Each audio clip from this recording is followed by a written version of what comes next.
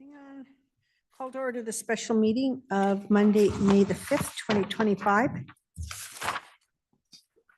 We will begin by acknowledging the land on which we gather is within the traditional territory of the Second people of the McLeod Lake Indian Band.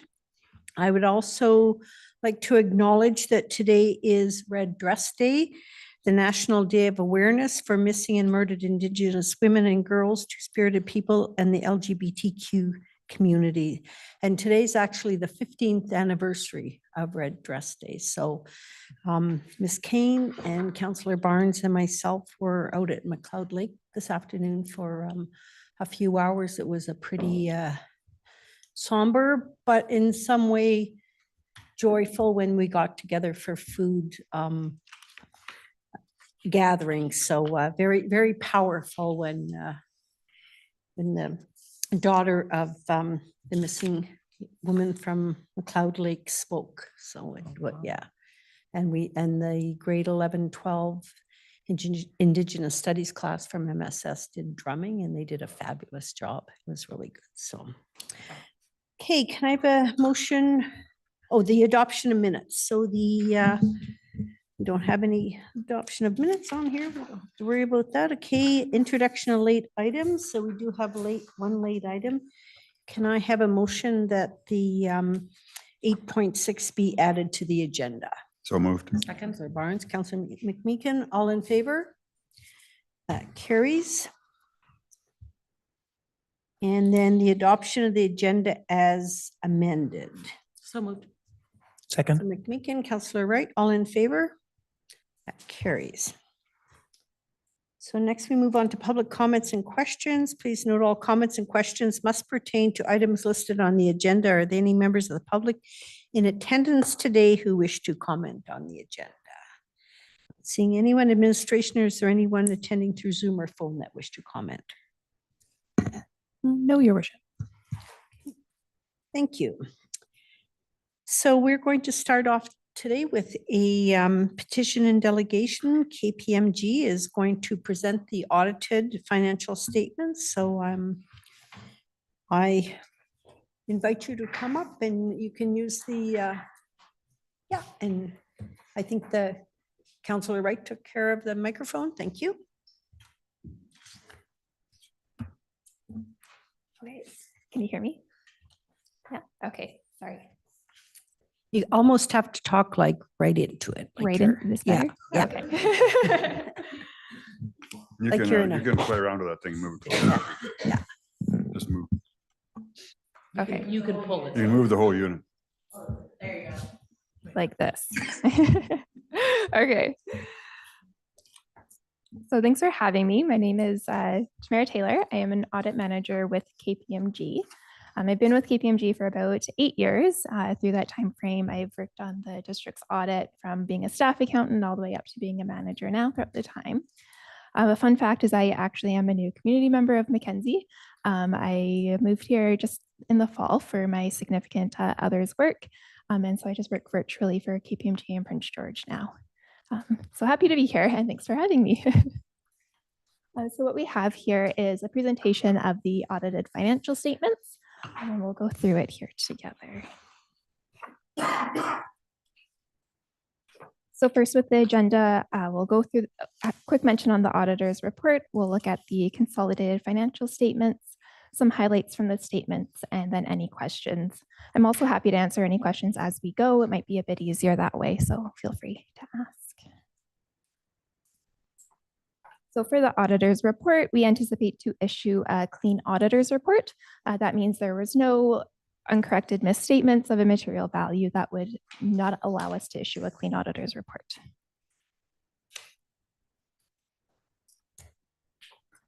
So the next little bit here is just a snapshot of the main financial audited statements that we'll look at in a bit more detail. So to begin here, we have the statement of financial position. So this is a statement as at December 31st. So you can see we have the column for the current year 2024 values as well as the comparative for 2023. So the first little section here are your financial assets. To start, there's cash and cash equivalents, 1.6 million versus 2 million in the prior year. a slight decrease, and that's just due to some timing differences, mostly about accounts receivable, the next line item we'll talk about here. So the next line item, accounts receivable. So right at year end, there was 5.9 million of receivable versus prior year of 1.8. So a fairly large jump there. There were two main items to note. The first being taxation receivable, a large value, about 1.4 million from one property where you're receiving payments on.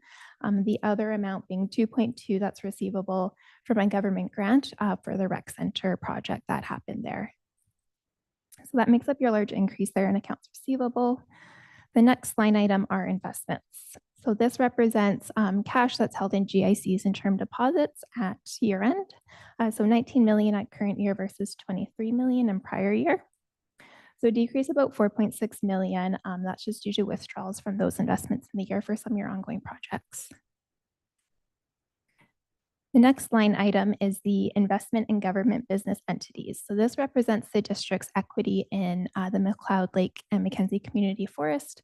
There's two entities there. There's a limited partnership and a general partnership. So this here, 4.3 million versus 4.2 in prior year.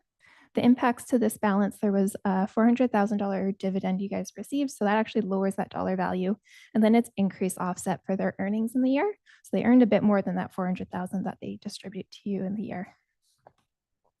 So the total of those items we just talked about are your total financial assets. So 31 million compared to prior year of 31 million as well. So fairly on par. The next section here are your total financial liabilities. So again, this is right at December 31st, amounts that are owing or obligations right at that date. So accounts payable and accrued liabilities, 2.4 million versus 1.8 in the prior year. So you have an increase here of about $650,000. 400,000 of that had to do with school and police tax remittances. And again, that's just a timing difference of when that was paid. It was paid right after year end versus before in the prior year. So that's why there's an increase in that balance. The remainder of those differences are just timing of wages and other trade payables at year end. So the next line item here is deferred revenue. So deferred revenue is made up of payments received in advance, items like licenses, permits, rent, and et cetera. There's also government transfers, and so grant revenue. When you get grant revenue that has restrictions on it and that amount hasn't been spent, it's recorded in this deferred revenue line item. So in the current year, there was two amounts, one from the local climate action. They paid 3 years in advance. There was about 150,000 in current year deferred revenue that you wouldn't have seen in prior year. And there was also a housing capacity grant, about 160,000 that is the other large offset for why current year increase compared to prior year. And then jump down to the next line. So that's your asset retirement obligations. So this is a legal obligation for assets in the year where you know that you have remediation to take place. So things like asbestos, lead paint, those items. So the balance is 1.1 in current year, just over $1 million in prior year. There were two items that affected that balance this year. So the old fire hall was demolished. So there was a liability for that that was removed because that liability had taken place. Then it was also increased for about $100,000. And that was, there's some airport buildings that were received in the year and there's known contamination there. So there's an estimated liability to remove that at around $100,000. So that makes up the changes for your asset retirement obligations. So those three items we just talked about represent your financial liabilities. So 4.5 million comparing to 3.4. The very last line here is your net financial assets. So that's if we take that first blue one for your total financial assets minus your total financial liabilities, you come to 26 million compared to 28 million in prior year. We'll move on to the next slide here. So this is a continuation of the same statement that we were just talking about, but this is a different bucket and they're your non-financial assets. So assets that aren't easily converted into cash or liquid. So the first line item here is your capital assets. So current year, 54 million versus 48 million in prior year. So two big things that happened here. So every year you record depreciation for kind of wear and tear on your assets. So that balance decreased by 2.2 million for depreciation. And the other item is your additions. So in current year, there's 8.6 million spent on your capital additions in the year. Some bigger items I can mention here that were purchased. So equipment, there was 2 million. You had a street sweeper, grader, garbage trucks and bins, and some smaller equipment. Buildings, about 300,000. The airport buildings that I had mentioned. And then it was about half of that, 300,000. The other half was the pool floor upgrades that happened. Road infrastructure and paving, about 1.4 million. Water infrastructure, there was 450,000. There was 3 water pressure reducing stations completed in the year.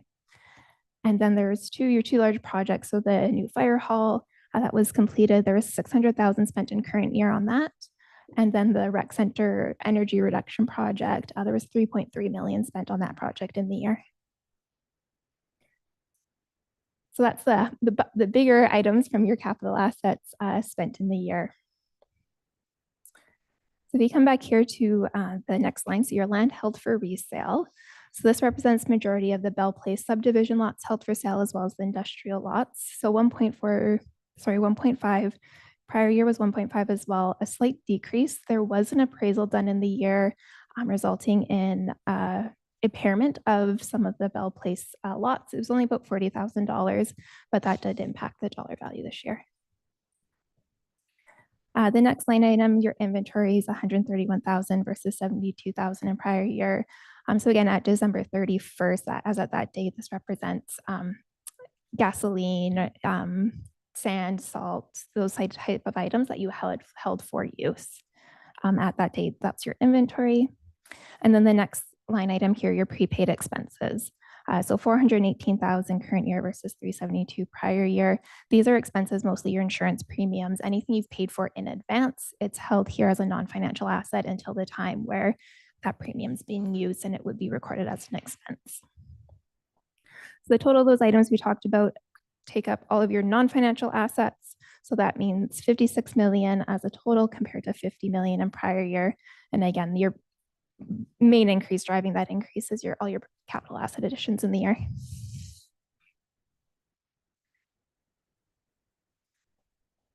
Okay.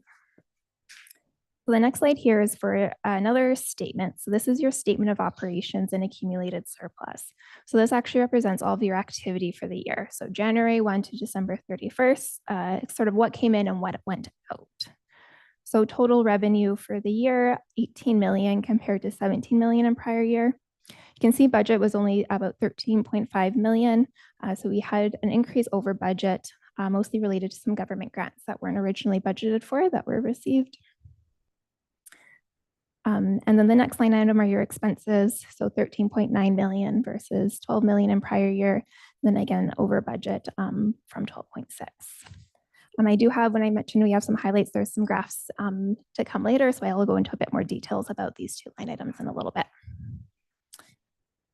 So we have your revenues and then you subtract your expenses. So you have your annual surplus. So 4.2 million in current year for your surplus. We add that to your opening accumulated surplus of 78 million to get your ending accumulated surplus of 82 million.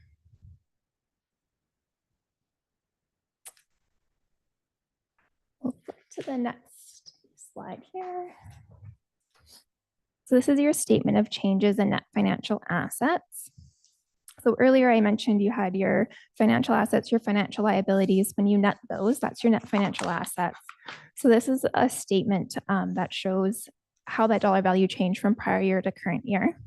So you start with your surplus that we just mentioned, and then we factor in all the items that made it change. And so you see this big negative $6.1 million. And if we follow that asterisk, it's telling us that negative value represents an investment in non-financial assets. So this means you took your financial assets and moved them to non-financial assets. And that's mainly driven by your increase in your capital assets you purchased in the year and you spent on.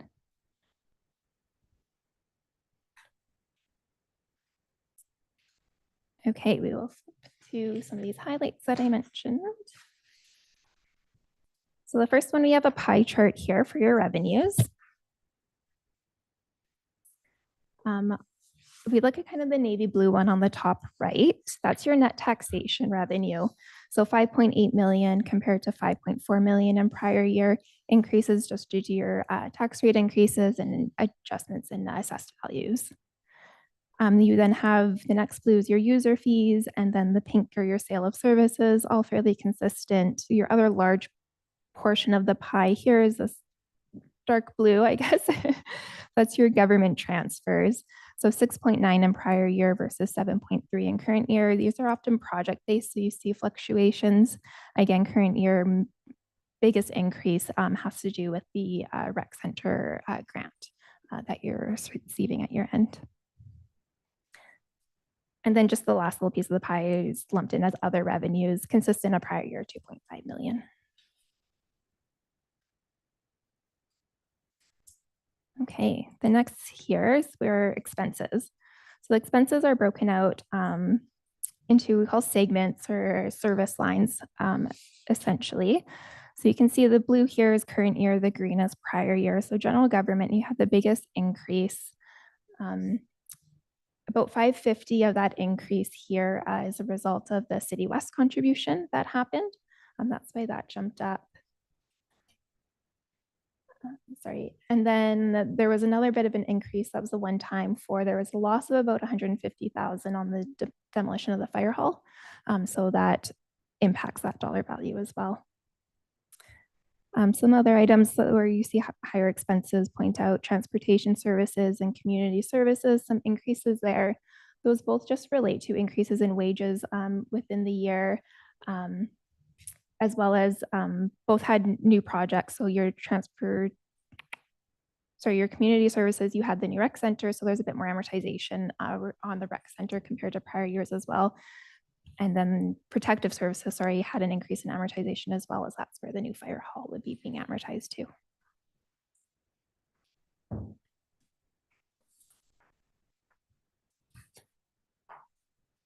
So here's a breakout of the accumulated surplus. So I mentioned this dollar value before, but there's 82 million. So it's basically from the inception of the district, the annual surplus adds year over year to get to this dollar value. And most of that is represented by your assets that you have. So that's that first line, invested in tangible capital assets. So 53 million of that 82 million has to do with assets that you own and are operational.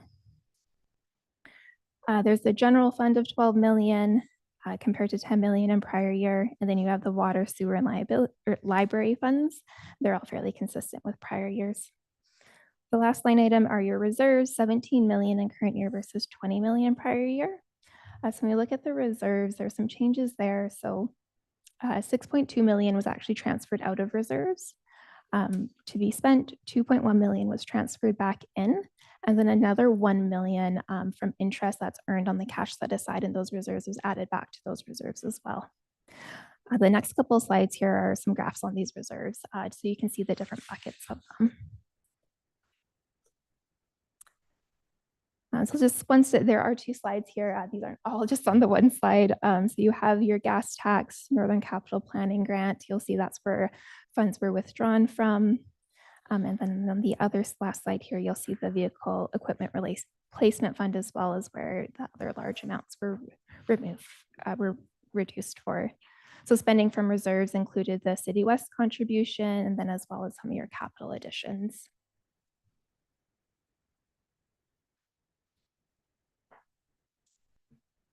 And that's all that I have for you guys. Do you have any questions for me?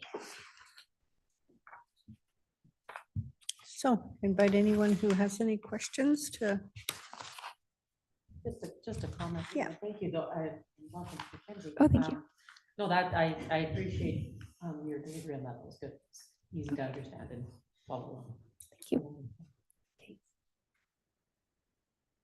Okay, well, seeing no questions, thank you very much for your presentation. You obviously did a good job because we all understand it.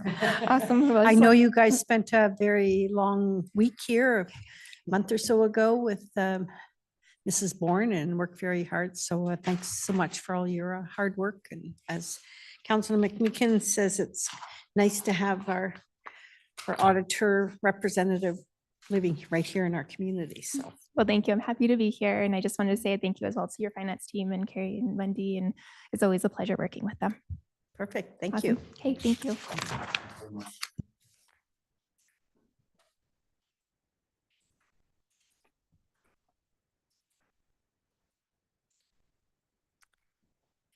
Okay, moving on to correspondence, 7.1 for action.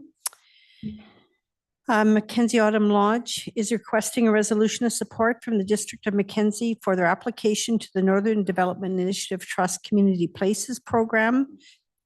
Okay, to help with renovation costs, specifically preparing the backyard of their new location at 298 Mackenzie Boulevard into a parking area. So can I have a mover and a seconder? I'll move that. Councillor Second. McMeekin, Councillor Wright, any discussion on this? Okay, all in favor of the recommendation? Opposed? That carries.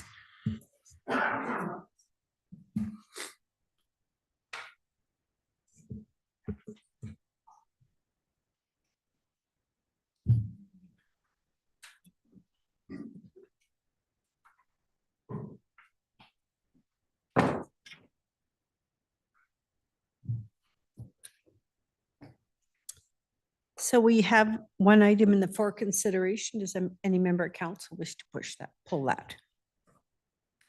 Okay. Okay, we'll move on to administrative reports. 8.1 draft 2024 audited financial statements. That council approves the District of Mackenzie's draft 2024 audited financial statements. I'll make that motion. Councillor Bramowski, Second. Councillor Barnes, any discussion on this? All in favor? Opposed? That carries. 8.2 bylaw van replacement 2025 Chevy Colorado. The council awards the purchase of a 2025 Chevy Colorado with canopy from Wood Wheaton Supercenter in the amount of $41,153 plus GST, and that the chief administrative officer be authorized to execute the contract and any related documentation. So moved. Councillor Wright, Second. Councillor Bramowski, all in favor? Carries. Okay, moving on to 8.3. Airport hangar. The council authorizes the assignment and landlord's consent for lease of 0.109 hectares of the property legally described as Lot C, Plan 23098, District Lot 12479, and that the chief administrative officer be authorized to execute the agreement. Move to the recommendation. Councillor Barnes, Second. Councillor Wright, any discussion on this? Yes, Councillor McMeekin. I'm just curious, these, I shouldn't have read the contract because I got so messed up with all the same word being repeated 100 times. But this is for a lot that's out there that it's a building that has six, like bays, Stalls. six yeah, bays or yeah, something? yeah. And they're selling the entire building or just the three? Just the, go ahead. Yeah.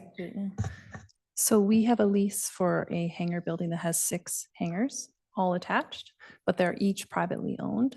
So we have a lease for the land. This person is asking for, has purchased 1 hangar. We have to then lease 1 Oh, I small see. square of land. Yeah, for the Okay. hangar. Yeah. Didn't get that.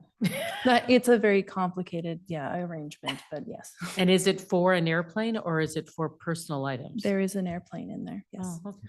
Which is a huge step forward. That's to kind have of what I was airplanes, gathering yes. from reading those Yeah. contracts. Anyone else have questions? I had to speak to Ms. Kane too. I didn't understand what was going on, or it's the land underneath the building that we're leasing. So Yes. I couldn't quite figure that out on my own. So anyway, I'm in favor. That's what we have our staff here. Yes. So we're smarter after every meeting with them. Yes. Okay, no Oh, further yes. discussion. All in favor? Opposed? That carries. So next to 8.4, draft submission to the province of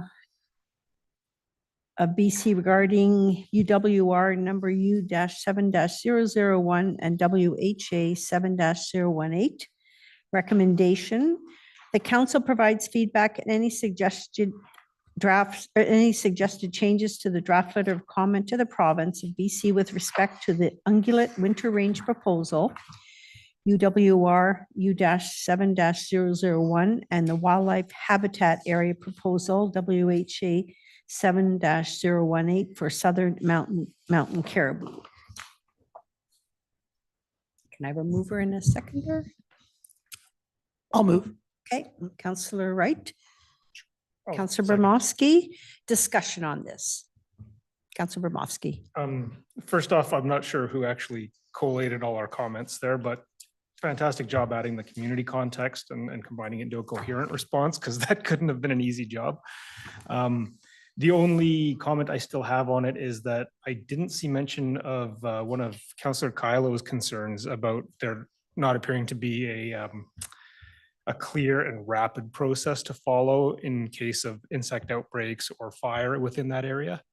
And I think that is pretty important to the community as well. So I'd like to see that incorporated if we could. And that's a really good point, because we know what happened when pine beetle broke out in Tweedsmuir and nobody wanted to cut down a tree because it was in a park. That's what happened in Jasper. Nobody wants to cut down a tree. They're all dead and dying and fire hazard, but we're in a park, so we can't cut them down. So that's a Yeah. very valid point. So thank you for catching that. So my understanding, Mrs. Kane wrote this report, and I'm just wondering, Emily, if you need any further direction to add this, or Councillor Wright is happy with that. Vote on it with that change. Yeah, I'm fine with the amendment. okay, perfect.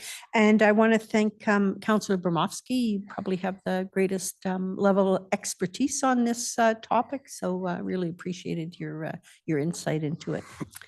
You're welcome. Absolutely. Yeah, For sure. yeah. Thanks, Victor. All in favor? Opposed? That carries. Next, 8.5, McLeod Lake Mackenzie Community Board appointments. The council directs staff on next steps with regards to the district's McLeod Lake Mackenzie Community Forest Board appointment process. So we have a couple of options, so we'll, Do I need to leave for this? well, we'll still have quorum. Yeah, eh? You know what? It's up to you. Okay, I'll Entirely go. up to you.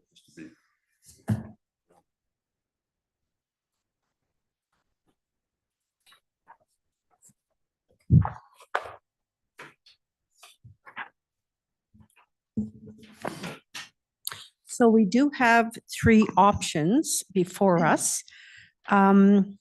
My preference, and I'll start off and then everyone can chime in, is option 2. So that I think it's important that we retain a member of council on the Community Forest Board. Just to keep the lines of communication open, and they are, you know, we own half of that community forest, and it's become a major funder for the community. Looking forward today, after when we're done discussing, we decide what we want to do. I am prepared to make a motion that Councillor Barnes retains his appointment to the community forest. He only took over from Councillor Hipkiss less than a year ago. He has not yet been on the board for a year, and it's usually a 3-year appointment. I know, and there's a letter attached from the general manager, Dan Bouillon, saying how much that they appreciate having Councillor Barnes on the board. So, and the other thing too is this, right now, this is the only appointment that expires in 2025. So this gives, Mr. Peck does as well, though, and they do. but that has nothing to Not- do no, with that's- us. yeah, yeah. Yeah, and it's not till September. Yeah. So we're looking at District of Mackenzie appointments.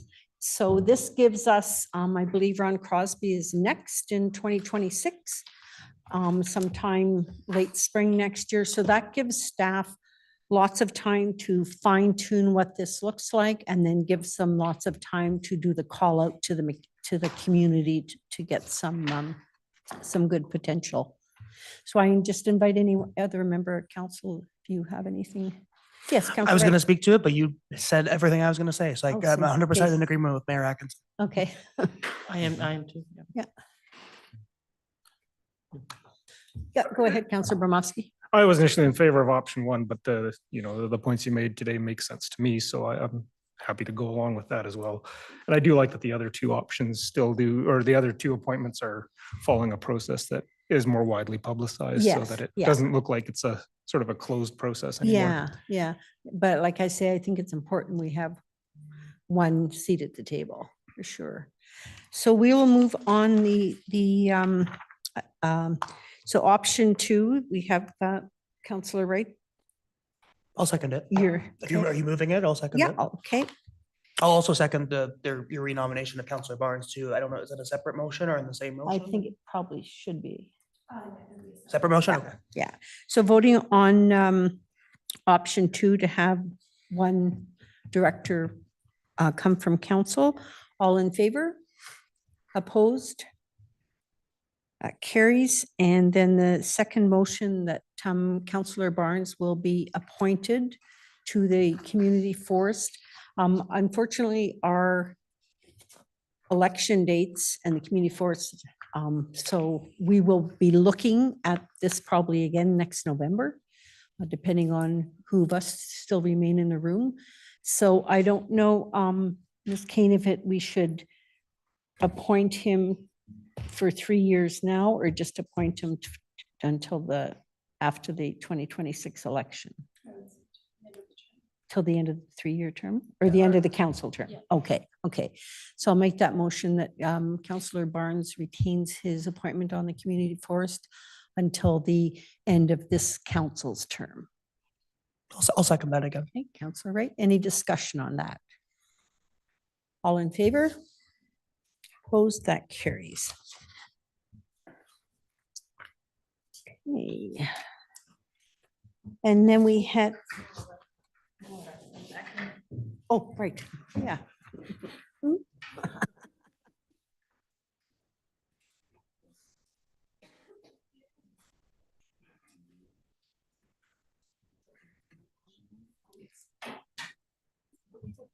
Okay, but I should. We can- Okay, yeah. Okay, so we'll move on to 8.6, and that is the toolcat replacement. And the recommendation, the council awards the purchase of a 2025 Bobcat UW 56 toolcat from Williams Machinery LP Prince George in the amount of $89,880 plus GST, and that the chief administrative officer be authorized to execute the contract and any other related documentation. So So- moved. Second. Councillor McMeekin, Councillor Barnes, any discussion on this? Yes, Councillor Wright. I do have a question for, I think for Director Murray, and it actually relates to the other vehicle procurement we're doing 8.2 as well, but it made more sense here. It was mentioned in both reports, the lack of staff training to work on electric vehicles is like a hindrance to getting an electric vehicle.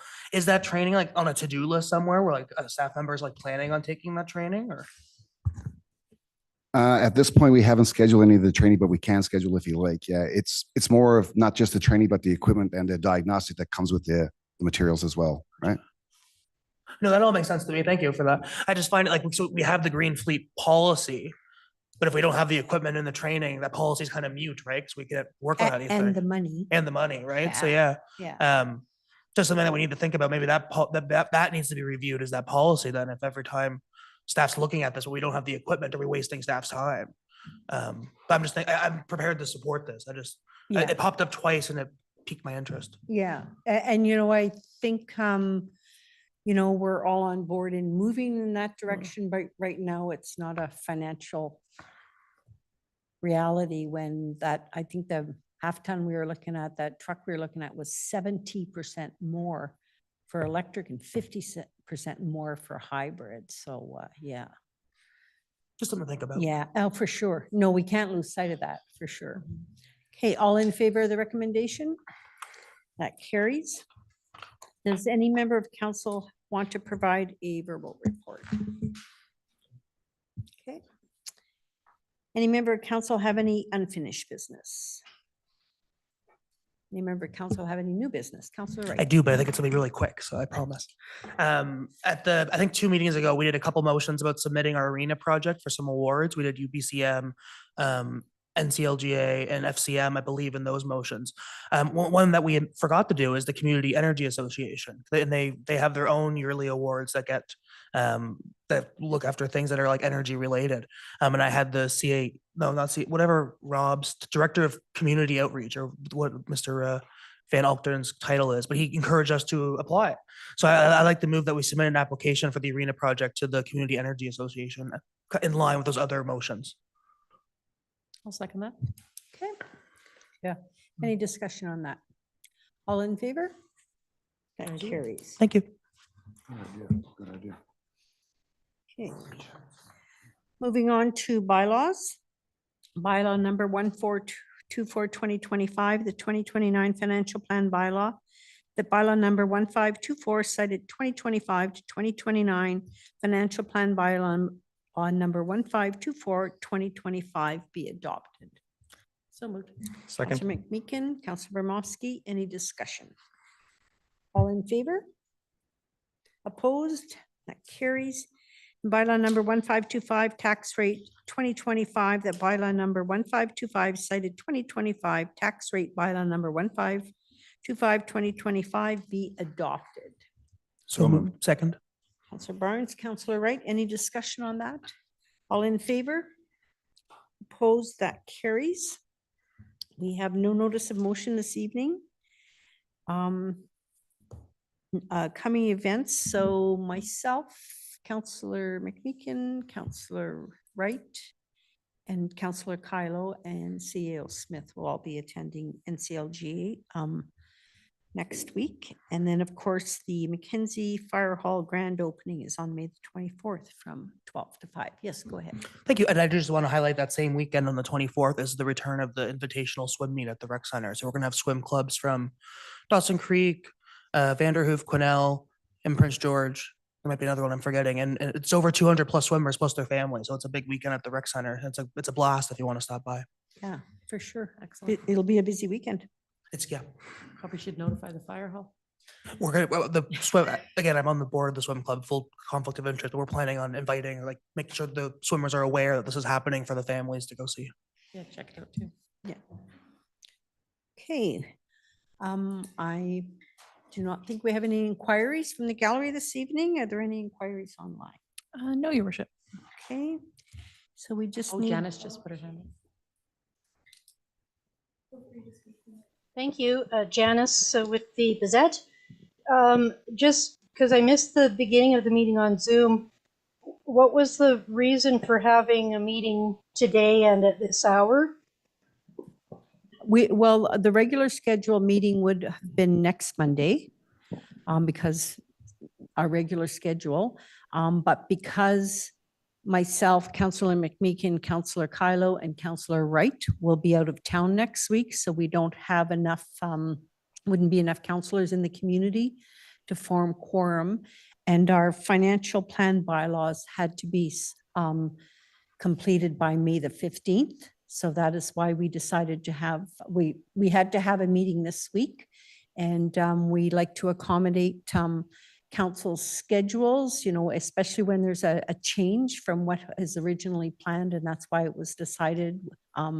Staff pooled council to see what would work best to make sure that we do have quorum in the room. We do have 2 councillors missing today, but there are 5 of us here, so we have enough of us in the room to make decisions. Okay, thanks. And regarding the Kennedy siding letter to the ministry, you outlined concerns for the local forest industry, and I just was wondering, like, just some clarification on who is the local forest industry right now. I mean, we know Conifex and DOZCHO. Are there any?